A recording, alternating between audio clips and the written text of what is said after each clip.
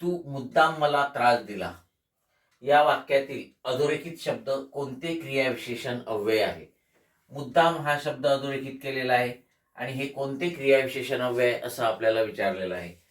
पर्याय: परिमाणवाचक, कालवाचक, रीतिवाचक, स्थलवाचक.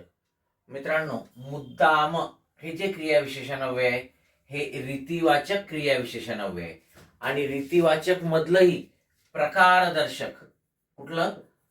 प्रकारदर्शक रीतिवाचक क्रियाविशेषण अव्यय आहे. प्रकारदर्शक, मुद्दाम, उगीच, आपोआप, जाणून बुजून हे जी आहेत क्रियाविशेषण अव्यय ही रीतिवाचक प्रकारदर्शक क्रियाविशेषण अव्ययामध्ये येतात आणि म्हणून 3 नंबरचा पर्याय हे आपलं उत्तर असेल. परिमाणवाचक क्रियाविशेषण अव्यय काय करतात? या परिमाणवाचक क्रियाविशेषण अव्ययांना संख्यावाचक क्रियाविशेषण असं पण म्हणतात. ठीक आहे. मग हे एखादी क्रिया किती वेळा घडली किंवा क्रियेचं परिमाण दाखवतात, म्हणजे युनिट एकक दाखवतात.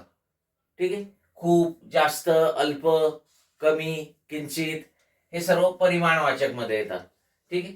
कालवाचक क्रियाविशेषण अव्यय काय करतात? क्रिया घडण्याचा काळ किंवा वेळ दाखवतात. आणि स्थलवाचक क्रियाविशेषण अव्यय जे आहेत ही क्रियाविशेषण अव्यय स्थलवाचक क्रिया घडण्याचे ठिकाण दाखवतात.